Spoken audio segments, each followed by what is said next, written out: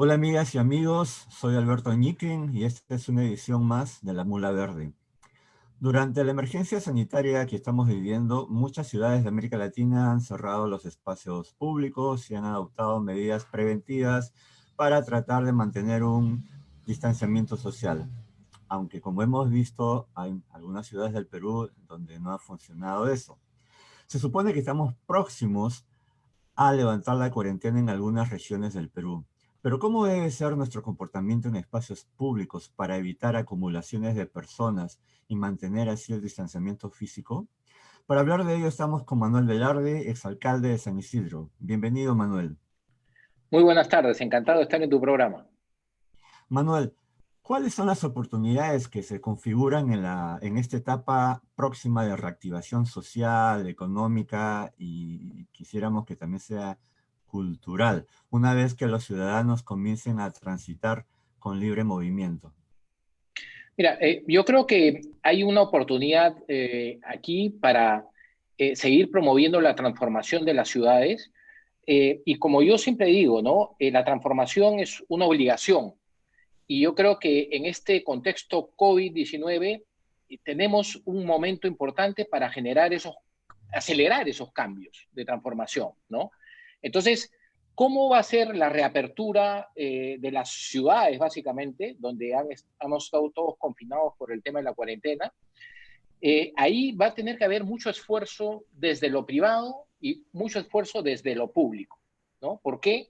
Porque hoy día nuestra ciudad no está acondicionada justamente para promover el distanciamiento físico.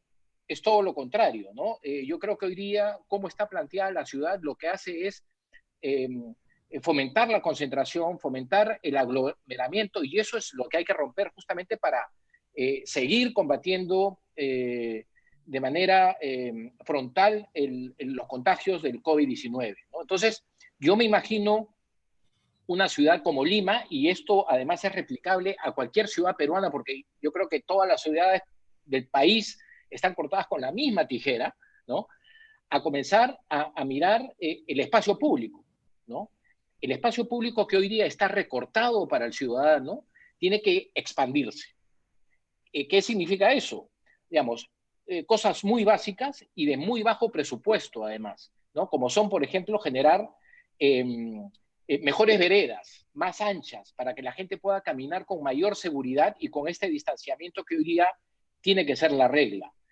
Y por otro lado, también cuando hablemos de no solo un desplazamiento dentro de la ciudad, sino también un aspecto de disfrute de la ciudad, ¿no? Que tiene que ver mucho con el espacio público recreativo, como son, por ejemplo, los parques, ¿no? Yo creo que debe haber toda una política nueva del fomento del nuevo espacio público, justamente para que ese distanciamiento pueda concretarse, porque si seguimos eh, constriñendo al ciudadano, ¿no? Justamente a espacios reducidos versus los espacios que hoy día, por ejemplo, eh, ocupa el automóvil, por ejemplo, ¿no? Digamos, vamos a seguir cayendo en la misma rutina y en el mismo círculo vicioso. Entonces, lo que yo creo aquí es que el espacio público tiene que promoverse a todo nivel, desde mejores parques, mejores plazas, hasta mejores veredas y mejores ambientes urbanos para la ciudadanía y constreñir al automóvil, ¿no? Un espacio público entonces más acorde con los nuevos tiempos, porque también va a cambiar nuestra forma de interactuar, de dirigirnos hacia el trabajo, e incluso cuando se reanuden, así sea el siguiente año, las clases en universidades, en colegios, todo esto tiene que tomarse en cuenta de aquí hacia adelante. Exactamente. Y también es algo importante el rol del planeamiento urbano en todo esto, ¿no? Aun cuando el planeamiento urbano, para verlo consolidado, digamos, se da como en una suerte de desfase, yo creo que sí hay estrategias rápidas donde el planeamiento urbano puede tener un impacto en justamente promover el distanciamiento físico. Y me refiero básicamente promoviendo lo local, ¿no? Hoy día, para ir al colegio, para ir de compras, para ir a tu trabajo, los desplazamientos son muy largos dentro de nuestra ciudad. Entonces tenemos que comenzar a mirar mucho más de cerca las nuevas centralidades, ¿no? El comercio vecinal, promoverlo, ¿no? El tema de los usos mixtos, para que así todo esté al alcance de la mano del ciudadano que hoy día, por justamente tener largas distancias que recorrer, por ejemplo, para ir a estudiar a la universidad o al trabajo, corre mayores riesgos de un contagio, ¿no? Entonces tenemos que comenzar a pensar ya nuestra ciudad, no solo como digo Lima, sino la ciudad peruana, en un concepto que se está aplicando en otras partes, que es la ciudad a los 15 minutos, ¿no?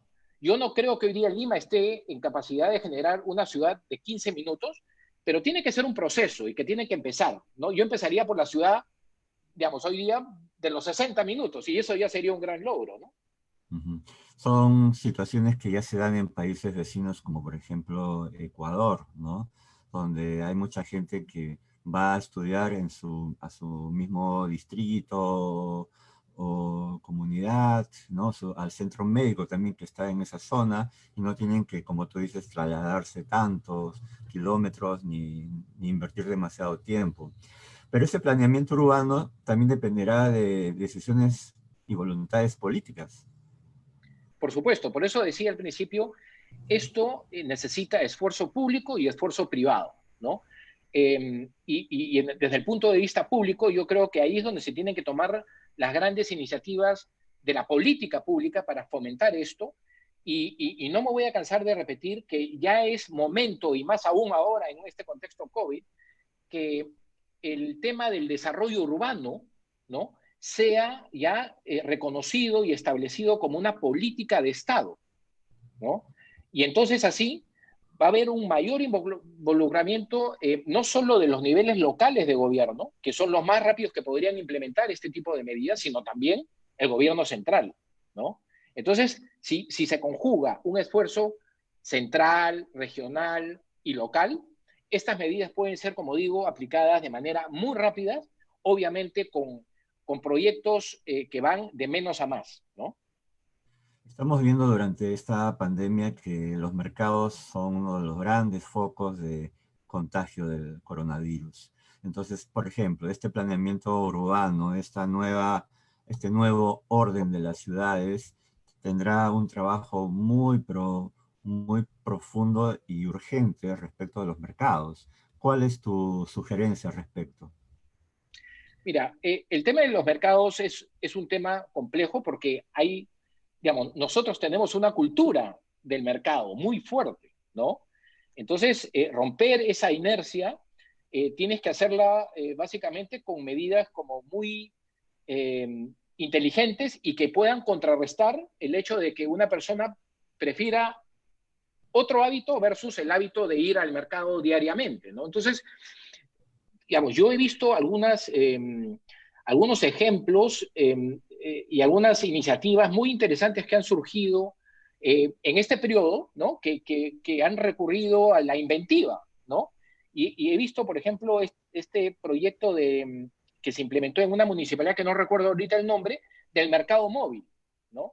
Entonces, no es que tú tengas que ir al mercado, sino el mercado viene hacia ti, ¿no? Y así rompes, como te digo, esta inercia, ¿no? Y estos hábitos que están ya, son parte de nuestra cultura, ¿no? Pero, digamos, para eso hay que hilar muy fino, ¿no? Y hay que tener esa sensibilidad y esa creatividad justamente para darle vuelta al problema, ¿no? Aquí, digamos, si esa iniciativa se hubiese masificado y se hubiese difundido, yo creo que otra sería la historia, por ejemplo, ¿no? A lo largo de estas semanas de crisis y de cuarentena, ¿cómo has visto el movimiento, el desempeño de las municipalidades, no solamente de Lima Metropolitana? ¿Te ha llamado la atención alguna gestión municipal, local, regional? Cuéntanos. Mira, yo he visto que a partir de esto hay municipalidades que sí se han puesto las pilas, sobre todo algunas distritales, ¿no? Por ejemplo, yo mencionaría de manera positiva a la Municipalidad de Magdalena, por ejemplo, con medidas interesantes sobre todo en el tema del manejo de sus mercados, ¿no? En el tema del impulso de justamente medidas de distanciamiento. Otra también que, digamos, yo creo que ha tomado una buena velocidad ha sido Miraflores, ¿no? Pero de ahí, el resto yo creo que hemos podido ver unas municipalidades como muy tibias, ¿no? Donde han preferido soplarle la pluma al gobierno central, ¿no? Y no tomar sus propias iniciativas y sus responsabilidades de acuerdo a sus propias funciones, ¿no? Efectivamente. Las ciudades apenas ocupan el 3% de la superficie terrestre, sin embargo, acaparan entre el 60 y el 80% del consumo de energía. También son responsables del 75% de las emisiones de carbono, y entonces somos poco sostenibles. Manuel, ¿de qué hablamos cuando nos referimos a ciudades sostenibles? ¿El Perú está cerca de conseguir, de tener este tipo de ciudades? ¿Y por qué nos hace falta tener ciudades sostenibles? Mira, el tema de la sostenibilidad tiene que ser un tema de principio, ¿no? Es un objetivo que yo creo que tiene que ser como el leitmotiv, tiene que ser lo transversal a cualquier acción gubernamental, ¿no? Que tenga que ver con lo urbano. ¿Por qué? Porque, digamos, cuando hablamos de sostenibilidad estamos hablando del futuro. Las ciudades, para darle calidad de vida y bienestar a la población, tiene que durar bajo condiciones adecuadas para siempre, ¿no? Y entonces ahí viene todo el criterio de justamente pensar en las futuras generaciones. Pero lo que hemos estado viviendo en nuestras ciudades, ¿no? Y que no es una cosa extraña a la vida de las ciudades en el mundo, digamos. Yo creo que todas han tenido un devenir, ¿no? Y nosotros estamos somos parte de ese proceso, digamos, ¿no? En el Perú.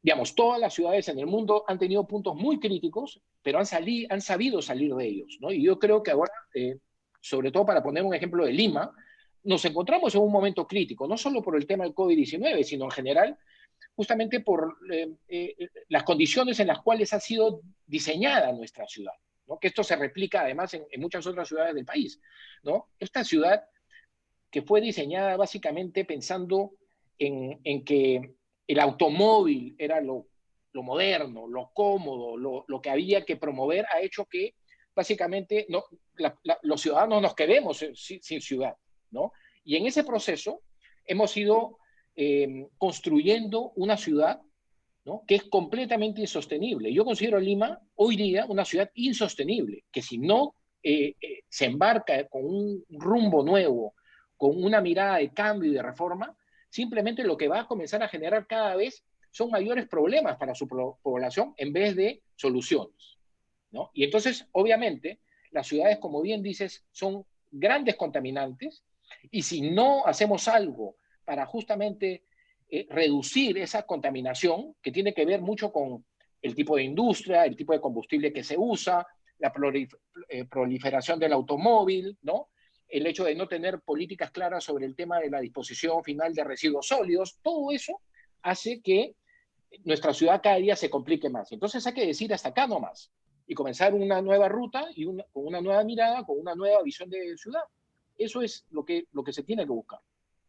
Una nueva mirada que, como tú dices, no solamente es ante lo que nos está enseñando el COVID-19, sino sobre todo que obedece a una tendencia global, ¿no es cierto? Donde la mayoría del mundo está mirando, se está dirigiendo hacia la sostenibilidad, hacia lograr los objetivos de desarrollo sostenible. Pero de hecho esta pandemia ha golpeado con más fuerza pues, a zonas vulnerables, ahí donde no hay agua potable, saneamiento, ¿no? Donde hay mucha dificultad con este recurso y con este servicio, y también con un manejo, con una gestión de residuos que no ha sido la mejor quizás. Sin embargo, tenemos una buena noticia porque recientemente se ha modificado la Ley de Gestión Integral de Residuos Sólidos. ¿Tú crees, cómo crees que esto va a ayudar hacer una mejor ciudad y sobre todo enfocándolo en la sostenibilidad?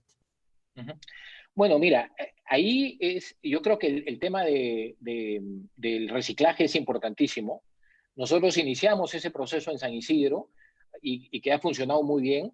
Y ahí es donde justamente a través de una medida eh, que se origina en cada domicilio, ¿no? Porque la segregación en fuentes se hace en cada domicilio, es que comienzas a generar un criterio de comunidad, ¿no? Que también puede abarcar otros aspectos de la vida urbana, ¿no? Entonces, comprometiendo a las familias y a las personas a esa segregación en fuente, es decir, a separar los residuos en tu propia casa, ¿no?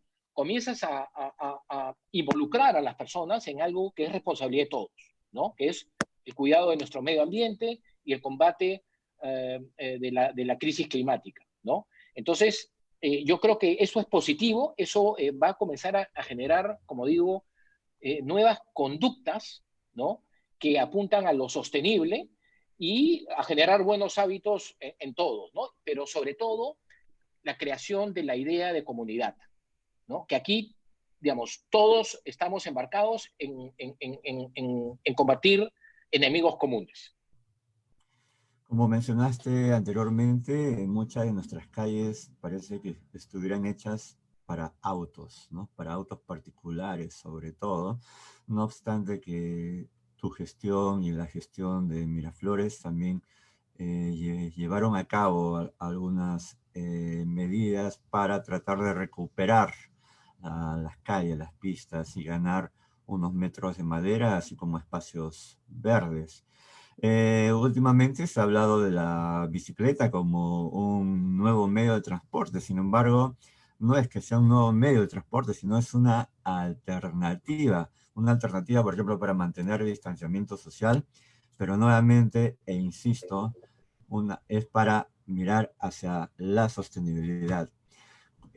Tú, un promotor y un usuario de bicicletas, ¿cuán lejos o cuán cercanos estamos de tener un manejo positivo que impulse el uso de la bicicleta?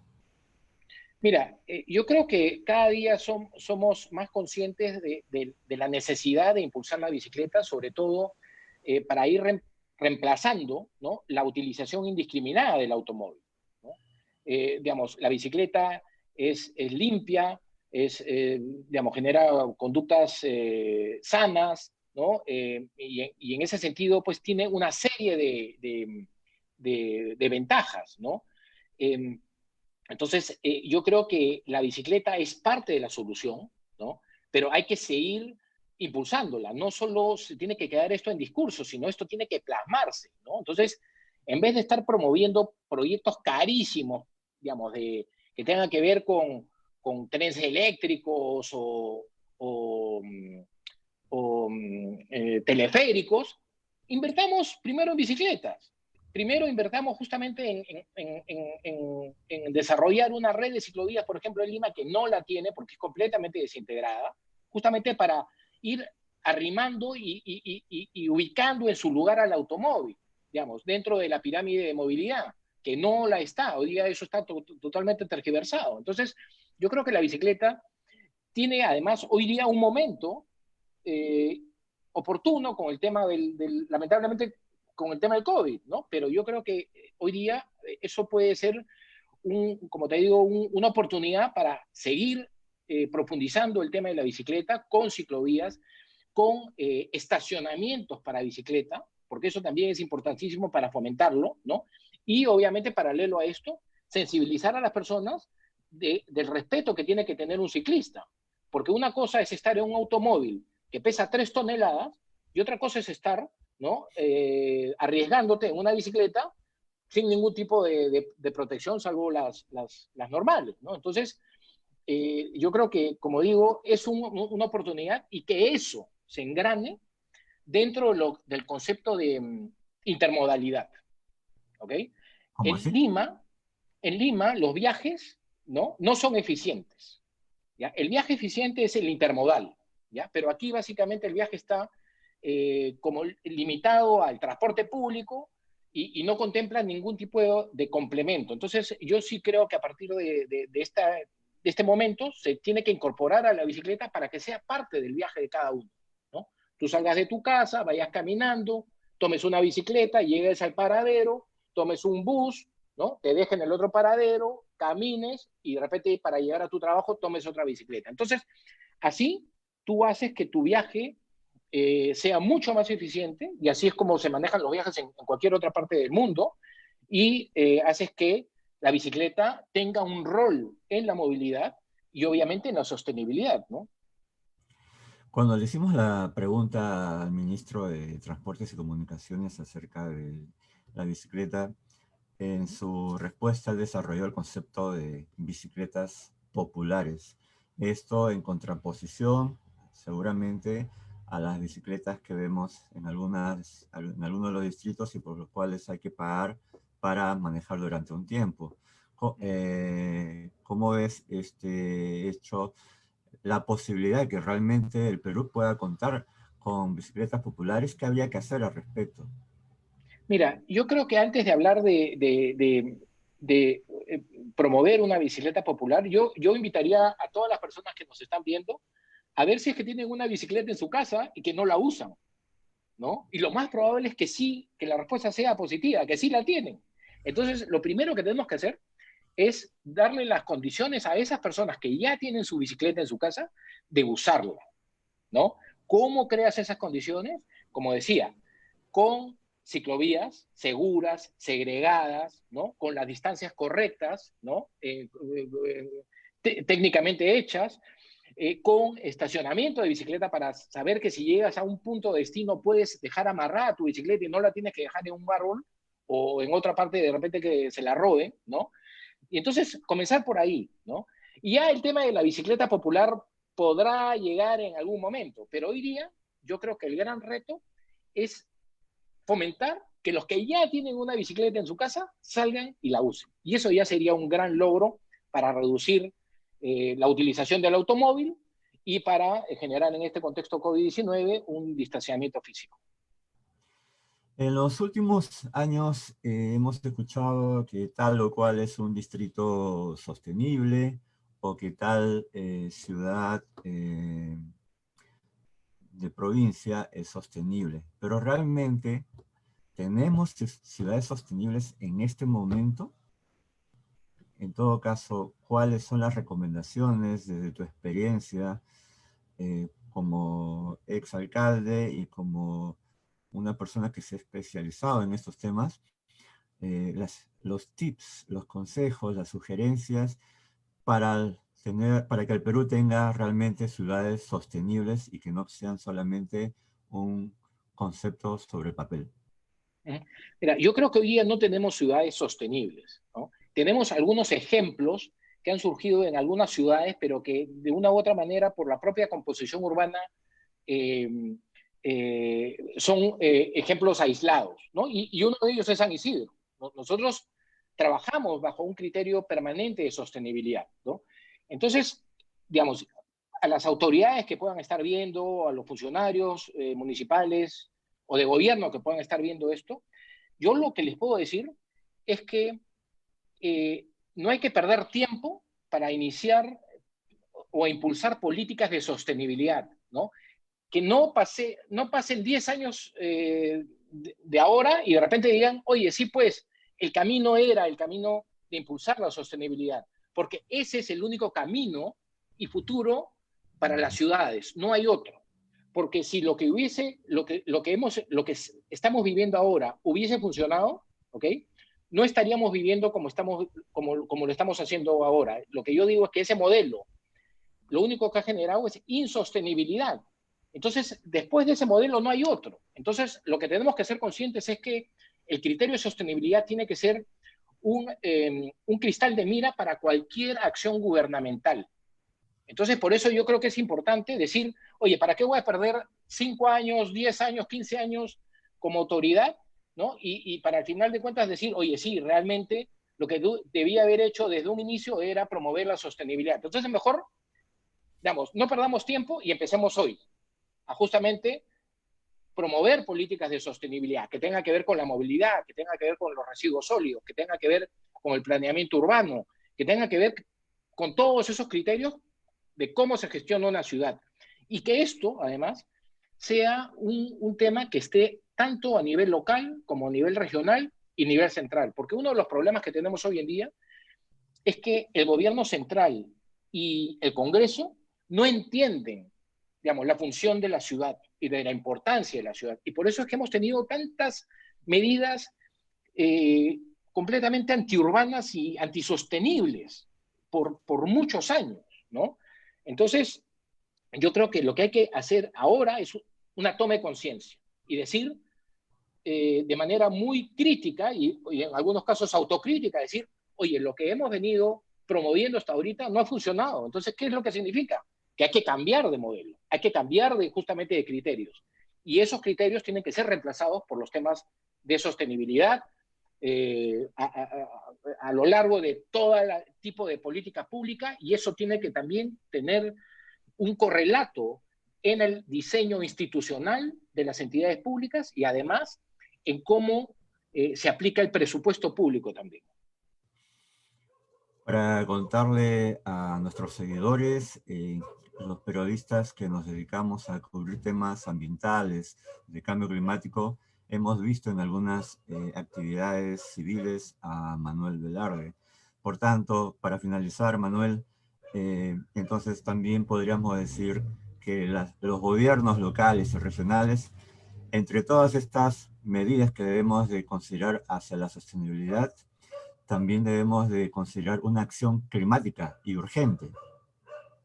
Definitivamente, todo esto apunta a generar esas condiciones para lograr una justicia ambiental, ¿no? Una acción climática contundente contra la crisis. Y yo creo que además en esta experiencia nueva, colectiva que hemos tenido con el tema de la cuarentena, ¿no? A mí me ha probado que la acción colectiva sí es posible. Y si hemos podido tener una acción colectiva, ¿no? Frente al tema del COVID, estoy seguro que si nos lo proponemos, vamos a poder tener una acción colectiva, ¿no? Para enfrentar el cambio climático, la crisis climática y darnos cuenta, ¿no? Y otra cosa que también yo creo que todos nos hemos dado cuenta, que el cambio climático es una consecuencia directa de la acción humana. Cuando se ha retirado en cierto grado la acción humana, inmediatamente, ¿no? Hay efectos en la naturaleza, en el medio ambiente. Y de eso hemos sido testigos todos, ¿no? Y entonces no hay que perder este momentum y hay que darnos cuenta que las acciones colectivas, si nos lo proponemos y sabemos cuáles son la finalidad y el objetivo, lo podemos hacer. Un cambio de chip.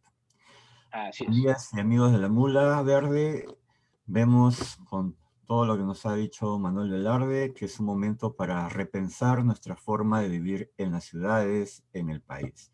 Queremos volver a la misma vida pública, al mismo espacio de antes. No solamente depende de las autoridades, sino sobre todo de nosotros, ciudadanos y al final de cuentas, consumidores. Muchas gracias, Manuel. Encantado de estar acá y a su disposición cuando quieran. Gracias. Hasta pronto, amigas y amigos de la Mula.